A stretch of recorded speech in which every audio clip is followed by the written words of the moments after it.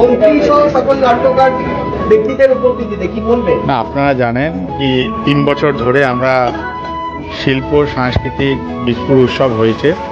আমি প্রথমে 2 চেয়ারম্যান, 2 পৌরসভা, কাঁচাপাড়া চেয়ারম্যান কমল অধিকারী, হালিশহরের চেয়ারম্যান শুভঙ্কর ঘোষ, এই 2 পৌরসভার তাদের সহযোগিতায় আর এই বীজপুর শিল্প সাংস্কৃতিক যে সভাপতি বিশ্বজিৎ পাল, তাদেরকে প্রথমে আমি অভিনন্দন শুভেচ্ছা জানাই। তারা এই কাজটা খুব মন দিয়ে করে। মানুষের শিল্প সাংস্কৃতিক নাট্য হোক, বিভিন্ন সাংস্কৃতিক অনুষ্ঠান হোক, আর তাতে 2 চেয়ারম্যান 2 পৌরসভা ভীষণভাবে সহযোগিতা করে।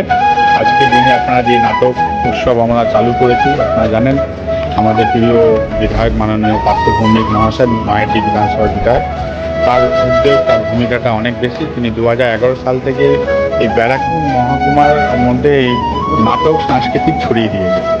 কারণ হচ্ছে আপনারা অনেকেই জানেন কি রাজনৈতিক যে এখানে গরমাগর্মিকে ব্যাপারটা, ব্যারাকপুর শিল্পাঞ্চলে যেসব মানুষরা, বাইরের মানুষরা জানতো এখানে রাজনৈতিক একটা ঝামেলা হোক বা একটা যেহেতু শিল্পাঞ্চলে একটা যে বেল, যে কালচার, সেই কালচারটাকে অনেকটাকে শেষ করে আজকে সামাজিক কালচারের মধ্যে ফিরিয়ে আনতে পেরে আমি প্রথমে ধন্যবাদ জানাবো মন্ত্রী তথা বিধায়ক পার্থ ভৌমিক মহাশয়কে।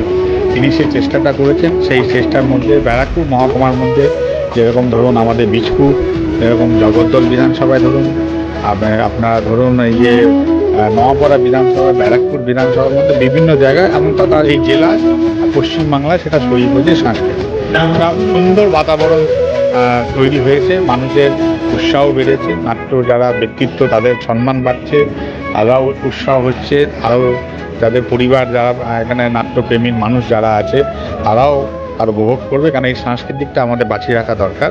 কারণ আপনারা জানেন এই নাট্য সাংস্কৃতিক থেকে আমাদের আজকের পরিস্থিতি, আগামীর পরিস্থিতি, অতীতের পরিস্থিতি, সব পরিস্থিতি মানুষের সামনে তুলে ধরা যায়।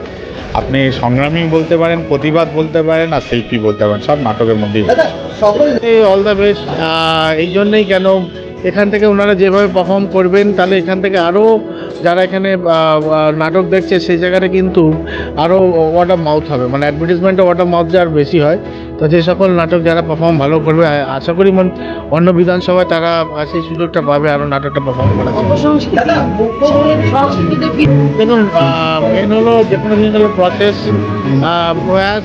অবভিয়াসলি এটা যদি মনের ভেতর থাকে অবভিয়াসলি দেখুন, এটাই তো হলো বাংলার কালচার, মাননীয় মুখ্যমন্ত্রীর কালচার, স্বাভাবিক ব্যাপার।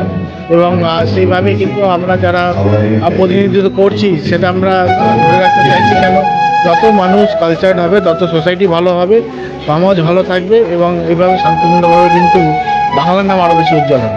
অনেক শিল্পী দেখুন, বেসিক্যালি কাঁচাপাড়া পৌরসভা এবং হালিশহর পৌরসভা আমাদের বিধায়ক যথেষ্ট কিন্তু হেল্প আউট করে। যারা ধরুন এইসব প্লে অ্যাক্টিভিটিস করে, তারা যখন সহযোগিতার ব্যাপার আছে তো অবভিয়াসলি করে, এবং মাননীয় মুখ্যমন্ত্রী করে আসছে প্রত্যেকটা।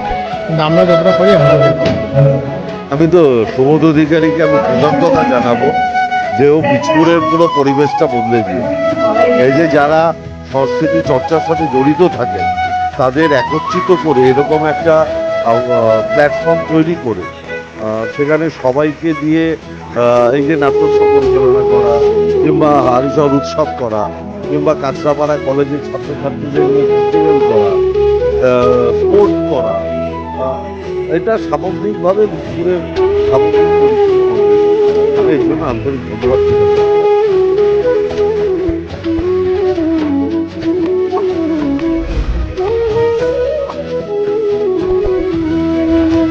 না, নাটকে সরাসরি দর্শকের এক্সপ্রেশনটা বোঝা যায়, ওয়েব সিরিজে কিংবা সিনেমায় সেটা বোঝা যায়, সেটা পরবর্তীকালে মনে আসে, এটাই পারে। আমি বড় পর্দায় অনেকদিন আগে অভিনয় করেছি, কিন্তু খুব ছোট স্বল্প। আগামী দিনে অনেক প্রস্তাব আমার কাছে আছে, প্রচুর প্রস্তাব আছে, আর কিন্তু আমাকে বেছে করতে হবে, সময় বার করে করতে হবে, কিন্তু অতি অবশ্যই 2024-এর লোকসভার আগে না।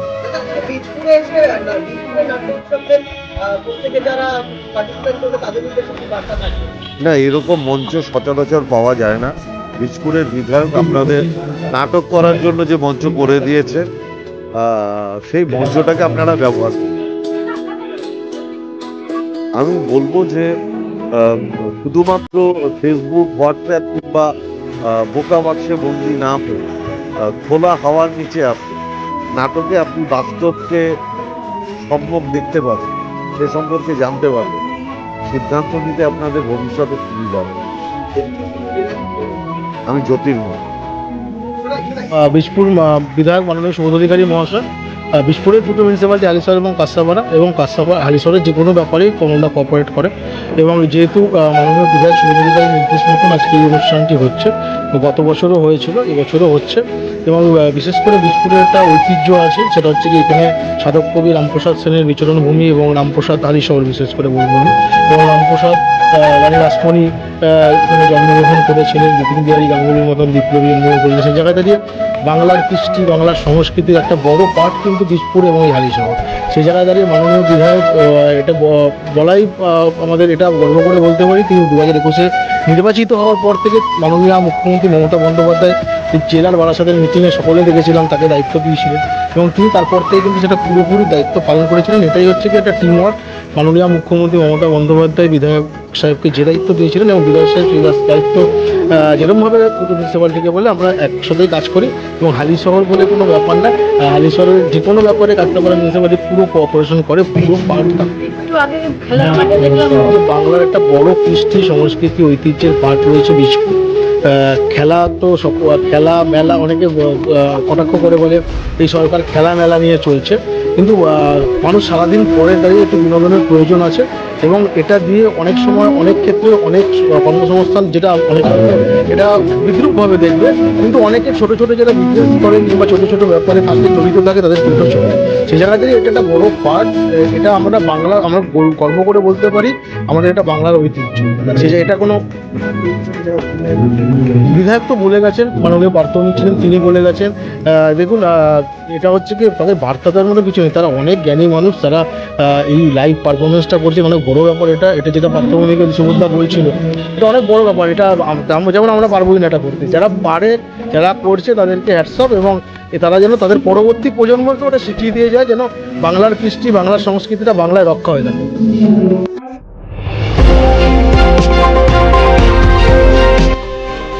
আমার বাংলা, সঙ্গে থাকুন, সঙ্গে রাখুন। আমার বাংলা।